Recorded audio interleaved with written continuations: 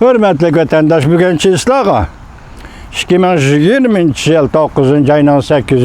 günü leksiyelerimizde sözlep bulduk. Endi sizler bilen bir kelimede muhakeme kılışaylı. Uyg'uriston Xitoyning mustamlikasi 1945 yılı xalqaro konfrans ve yig'inlar orqali Uyg'uriston Xitoyga mustamlika qilib berildi. 1950 yılı 2. ayının 14. günü Moskova'da Mao Zedong Stalin bilen yüz oturup söhbet ötküzüp Stalin'in inamığı erişip Manjuriyaga ega bo'ldi, Uyg'uristonga ega bo'ldi. Şu vaqtda Mao Zedong Stalin'in aldığını Stalin'ga qartib turib deganida Manjuriya mustamlika.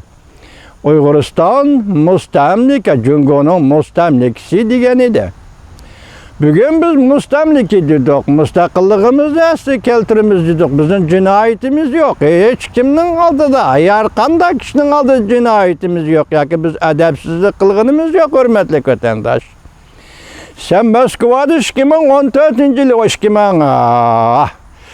1950 yılı 2. ayının 14. günü Stalin'e qartib Uyg'uriston mustamlika dedin. Biz bugün Uyg'uriston mustamlika davatımız sen dep berdin bu gapni.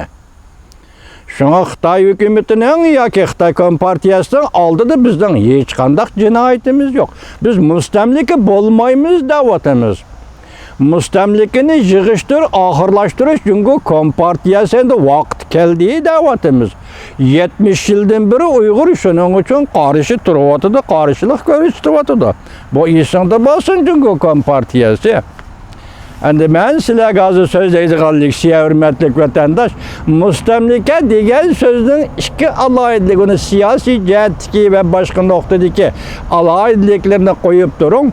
Faqat iqtisod sohasidagi ikki turlik alohidligi, biri mustamlika o'lkalarga, mustamlika davlatga temir yo'l tortish. Qarab beqing Xitoyning hozirgi temir yo'l tortishini. Atatekli makondan Çarqılık nahiyasiga temir yo'l tortadi ekan. Biri temir yo'l tortish, ikkinchisi paxta.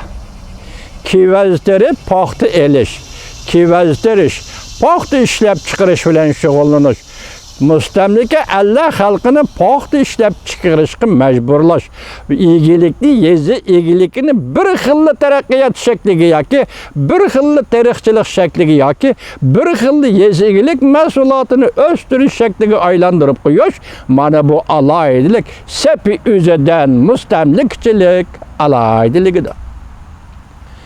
Aynı çağda Angliya mustamlik qilgan vaqtda Afrika davlatlarining hammasini paxta kivaztirishga o'rlashtirgan edi vatandoshlar.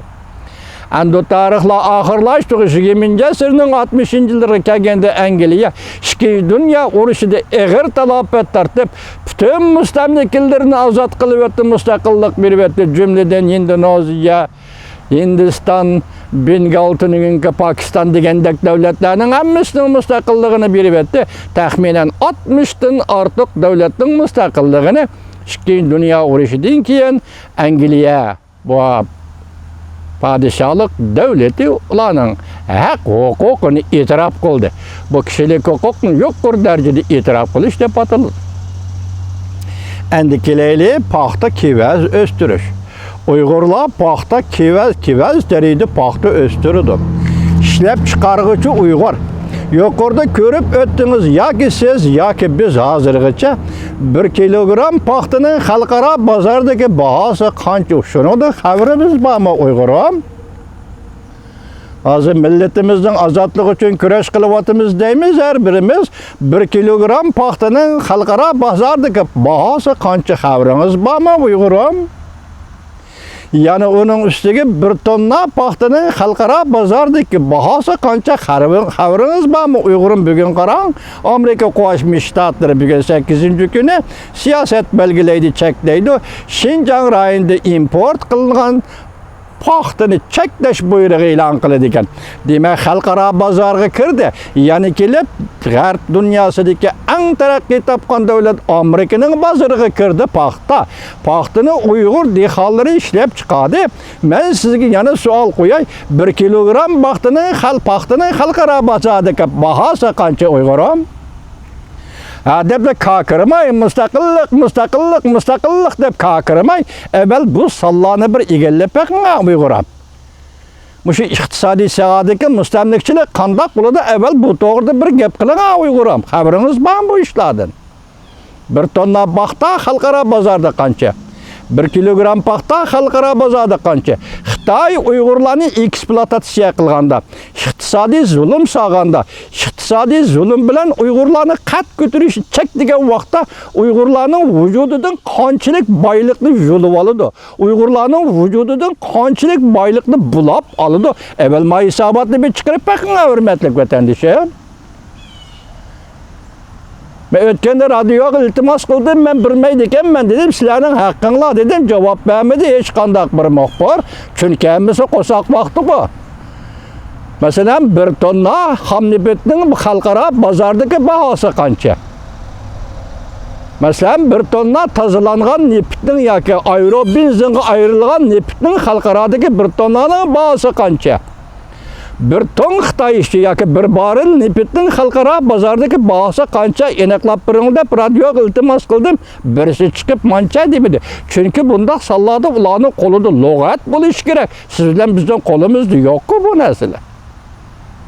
Hürmetli vatandaş, bugün hazır paxta. Mesela Amerika Qo'shma Shtatlari bugün 8-yilda Şinjan'dan kirdigan paxtani chekleydiken deyli. Bu cheklash Uyg'urning iqtisodiga qanchalik ta'sir yetkazadi? Amerika Qo'shma Shtatlari buni o'ylaganmidi, o'ylamaganmidi deb men hozir savol qo'yapman vatandaş. Çünkü Amerika Qo'shma Shtatlari bu paxtani setib olmasa, Xitoy Uyg'ur dehqonlarining qo'lida setib oladigan paxtaning bahosini qancha pulga tushirishi mumkin? O'ylab baqing, hurmatli vatandosh. Uyg'ur dehqonlarining ichida shunday bir tamsil bor.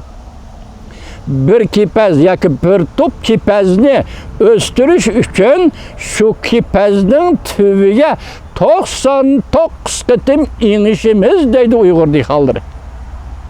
Meylu sanıgan bolsun, meylu şu sandı bolsun, paxta teriştin qanchalik qiyin emgak ekanligini, paxtani yig'ib yani terishtin qanchalik eg'ir, nayt mushaqqatlik emgak ekanligini, qo'lchi, qo'lning ishib ketishi, qo'lning ishib ketishi, siz terib baqqanmi, paxta terib baqqanmi, xo'jakdan paxtani oladigan vaqtda qo'lning ishib ketishi, bardashlik berolmasligi, Uyg'ur dehqonlari mushuning qanday chidab keldi hozirgacha deb bir savol qo'yaylik ya. Onun ustiga Şinjanning yoki mustamlika Uyg'uristonning paxtasi uzun talaliq paxta deb ataladi. Kendinizme bu paxtanın bahasını çökürüş, Uygurlardan paxtanın xalqaro bozordagi bahasını yo'shirish, Uygurlardan paxtanın memleket işidagi bahasını yo'shirish, Uygurlarni qaqti soqti qilish uchun har yili paxta pishib, g'o'zakda echilgan vaqtda, teradigan vaqtda terib olgandan keyin Xitoyning baho tushiradigan bir usuli bor. Diqqat qiling vatandosh. Bugun bu yıllarda havası qo'yibdi.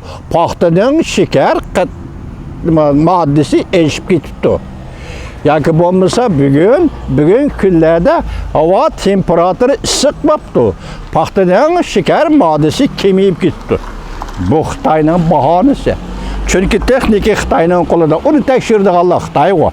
Mushuning bilan bahona qanday tushirdi?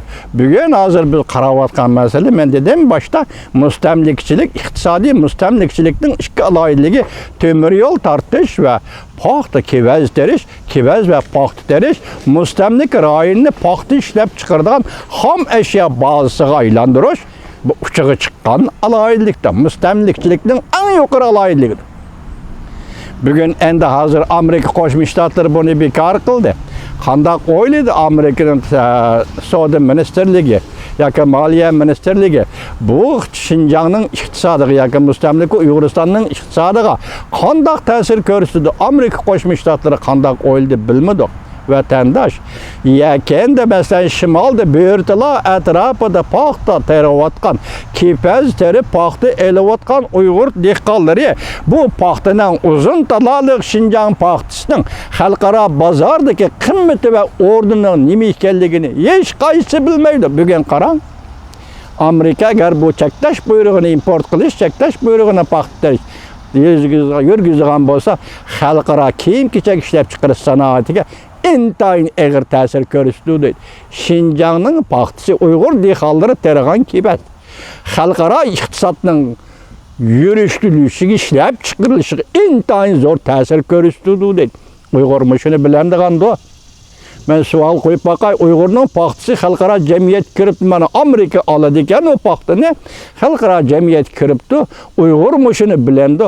Uyg'ur o'zi xalqaro jamiyatga, xalqaro bozorga kiraladimi? O ishlab chiqargan tuvar, kivaz paxta xalqaro bozorga kiribdi, Uyg'ur xalqaro bozorga kiraladimi? Paxtani sub'ekti yoki paxtani ishlab chiqaruvchi dehqon xalqaro bozorga kiraladimi? Ig'irlik mustamlika iqtisodiy hukmronlik, siyosiy hukmronlik ikki nuqtaga markazlashadi vatandosh. O siyosiy hukmron bo'la oladi, iqtisodiy jihatdan qoq so'qti qilib hukmron bo'la oladi. 70 yillik sizning hayotingiz, bizning ota-bobomizning hayoti mana shunday. Xitoy mustamlika sharoitida shunday yashab, shunday o'tib keldi. Oxirgi hisobda bu Uyg'urlar nazarband qilin. Yig'ilish lageriga nazarband qilin. Chunki Xitoyning bu yerda ansirlagan bir nuqtasi Uyg'ur o'yg'inib ketdi. Uyg'ur o'yg'andi, bizga balo tep berdi dedi. Shuning bilan Uyg'urni yo'qotishni, qirq yo'qotish bilan yo'qotishni qaror qildi. Bugungi Uyg'ur bilan Xitoy o'tirishga ziddiyat, mana shu ziddiyat. Ikkilanadigan hech qanday sabab yo'q. Xitoy yo'qotmoqchi, biz yo'qolishga qarshi kurash qilamiz. Bizning yo'limiz mana shu. Endi bugun 8-yil Amerika Qo'shma Shtatlari buni e'lon qiladigan bo'lsa, Xitoyga qanday ziyon ta'si shunchalik chavakchal emas, Uyg'ur xalqi nima ziyoni tarta deb savol qo'ysangiz, bu savolga yoki mujmal javob olasiz, o'zingizning engida yoki konkret javobga erishasiz vatandosh.